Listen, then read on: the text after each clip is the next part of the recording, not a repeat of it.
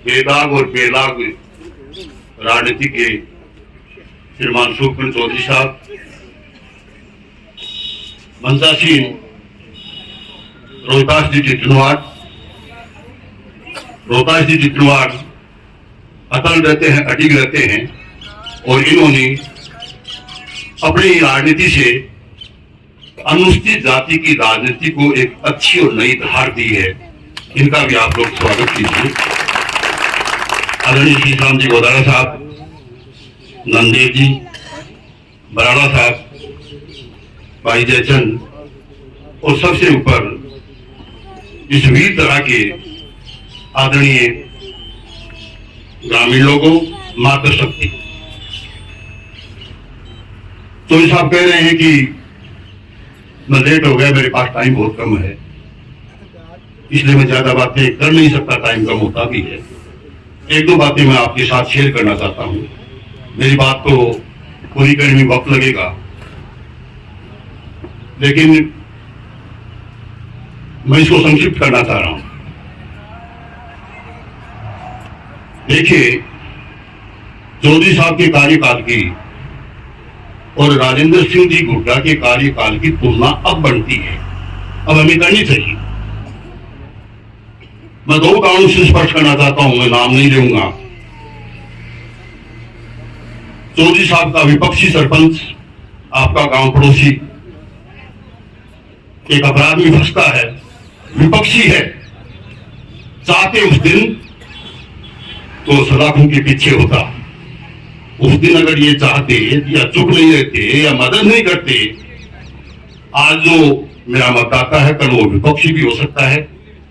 जो विपक्षी मतदाता है, विपक्षी हो आज मेरा मतदाता भी हो सकता है। ये हमें भाव रखना चाहिए और ये भाव रख करके उस जोड़े को, उस कपल को सिंगटू से बाहर रखा। ये चाहते तो अंदर हो सकते थे।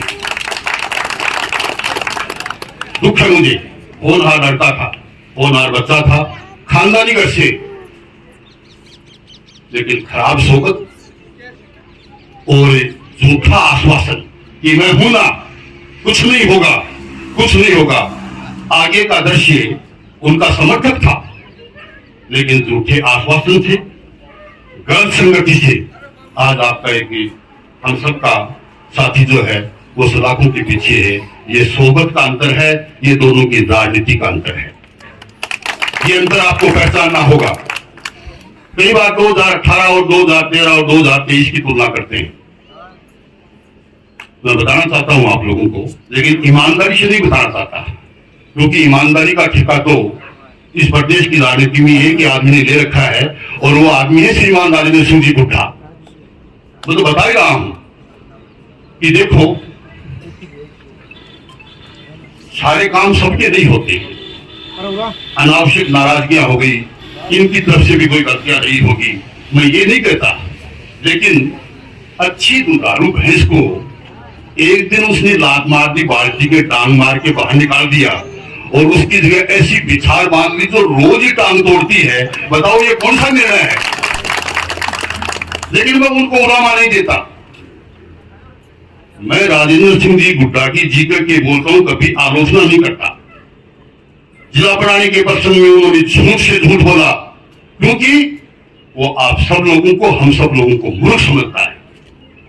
वो मानते हैं कि मैं जो कहूंगा, मेरी टीम जो कहेगी, ये लोग विश्वास कर लेंगे। क्या बोले? उदयपुर वाटी को जिला बनाऊंगा। क्या बोले? घर घर नहर का पानी पिलाऊंगा। क्या बोले कि ऐसी मेरा पहला प्यार है, तो मार कुटाई के 90 केस में एफआईआर है। ये उनकी ईमानदारी है।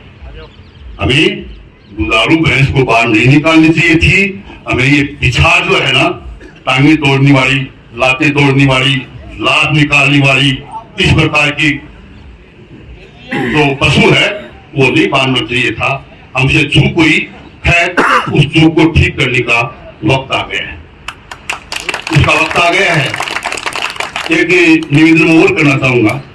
तो साहब के पास तो टाइम कम होता है, जिसको वोट लेने हैं, जिनको चुनाव लड़ना है, लेकिन उधर खड़ा कर ही दिया है। तो एक नवलगढ़ साहब एक शादी में था, उन लोगों ने मुझसे प्रश्न पूछा, सारे आपके भी परिचित थे, मेरे भी परिचित थे, कि यहाँ के आपके यहाँ उदयपुर वाटी के पहले तो उन्होंने बताई थी कि आपको टिकट भी मिल गई है और आप बहुत बड़ी जीत दर्ज करने वाले, ये उनका आंकलन था।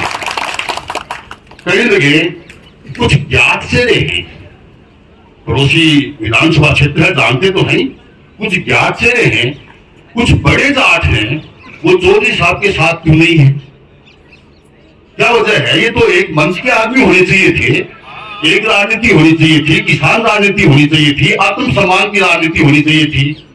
तब एक अपने यहाँ का एक नंदेव जी जैसा बुजुर्ग आदमी गया हुआ था, उसने एक कहानी सुनाई। कहानियां मेरे पास कही है सुनाने के लिए, लेकिन यही सुनाऊंगा क्योंकि ज्यादा वक्त नहीं है।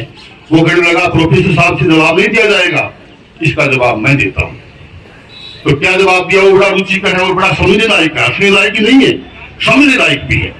कहने लगा एक जात का ठाठिया ठीक ठाक जच गया, 4 बेटे, चारों बहुत कमाऊ, और कमाऊ नहीं इतने मुंजी कि पड़ोसी का ध्यान उठा लाए, रुपया नहीं छोड़े चाहे कहीं से भी आए। रुपया गलत आ रहा है, सही आ रहा है, चौधरी खानदानी था, उसको परवाह थी, लेकिन उनके चारों बेटों को कोई परवाह नहीं थी। खैर सबसे बड़े बेटे का रिश्ता हो गया, शादी की तैयारियां होने लगी, तो चौधरी कहने लगा मेरे कजो अरे मर्जियाओ बती, घर वालों को कहने लगा कि गहना जितना मर्जी उतना गढ़वा लो, 2 काम नहीं करूंगा। बोले क्या नहीं करेगा? बोले एक तो बाजा नहीं जाता और एक बीन को घोड़ी पे नहीं बैठा था, ये 2 काम नहीं करूंगा। बोले भाई क्यों नहीं करेगा? ये 2 काम तो जरूरी है, हम तो नाचना चाहते हैं, ये क्यों नहीं करेगा? बोले भाई मैं तो बताऊंगा और मैं ये काम करूंगा। तो फिर कोई रोहतास जी जैसे आदमी को नियुक्त किया, बोले इस चौधरी का तो पता करिए 2 काम क्यों नहीं करना चाह रहा, यही तो शादी में 2 काम करने वाले हैं, ये क्यों नहीं करना चाह रहा? जब पूछा तो उसने कहा रोहतास घर की बात है, मेरे 4 बेटों को मैं जानता हूँ, 4 बेटों को मैं जानता हूँ अच्छी तरह से, मेरे पैसे वाले रिश्तेदार हैं, मेरे गांव के लोग भी प्रेम करने वाले हैं, नाचेंगे वो लोग और वो पैसे फेंकेंगे, रुपए उछालेंगे भी इनके ऊपर। मेरा 4 बेटा जानो, बोले 4 का 4 रुपया चुकूंगा और क्यों बड़ी करें, 4 का 4 रुपया चुकूंगा, क्यों मार मेरी 20 गाँव में बेइज्जती करवाओ हो, ये लिए मेड़ कर लो और खर्चो कर दो, 2 काम मनता लो। रोहतास जी मानवाड़ा कटिया, बोले एक काम कर जाता हूँ, बोले कि बोले 3 बीच में जाना ही बनिया,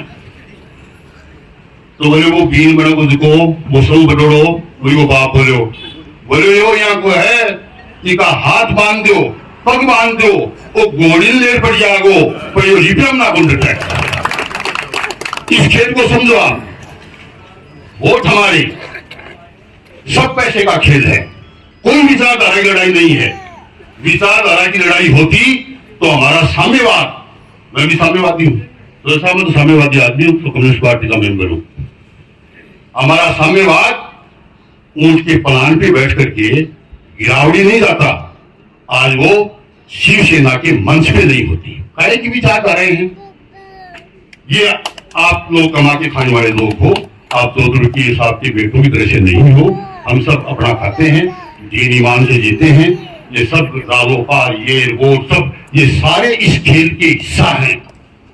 इस खेल को समझ गए कि आपका मत बांटने आएंगे, आपका मत बांटने आएंगे। एक मेरे पूर्व मित्र आजकल तो नाराज हो गए, पूर्व मित्र पिछली बार जो है माधो सिंह जी को, आदरणीय राजेंद्र जी गुट्टा के पिताजी को माधो सिंह बोल रहे थे और कह रहे थे कि माधो सिंह के 10 बेटे 10 नंबरी हैं, इसलिए भगवानाराम सैनी को बोलते हो, ये नहीं कह रहे थे, मतलब उनके 10 नंबरी हैं ताकि आपके 5-10 वोट चुरा करके भगवानाराम सैनी को डलवा दे, खुद वाले गुड्डा साहब को डालने दे रहे हैं, और उसके अगले दिन वो एक ही मंच पर थे। ये खेल समझ गए तो आप चुनाव जीत तो गए, लेकिन भारी मतों से जीत जाओगे और वो भी सही रास्ते पे आ जाएंगे। बातें बहुत सारी है गढ़ी के लिए, बहुत लयबद्ध तरीके से कही जा सकती थी, लेकिन आपको इस झूठ और लूट की राजनीति से इस क्षेत्र को उबारना है। यहाँ से जब बस गुजरती है ना, तो इन पांचों मूर्तियों को देखता है कोई भी आदमी, तो उसके दिलो दिमाग में हल्दी घाटी का एहसास होता है, उसके दिलो दिमाग में महाराणा प्रताप याद आता है, शिवाजी याद आते हैं। इस गांव का ज्यादा कर्तव्य है, इस गांव का ज्यादा कर्तव्य है कि चोर उचक के यहाँ से 100 वोट भी ले गए ना, तो इन मूर्तियों का अपमान होगा। मैं कोई भावनात्मक बात नहीं कर रहा। बदलाव की बयान, बदलाव की हुंकार पोसाड़ा गांव से निकलनी चाहिए, और इसका नेतृत्व है ये माता शक्ति करेंगी, हम लोग सहयोग देंगे। जय हिंद, जय भारत, जय हिंद।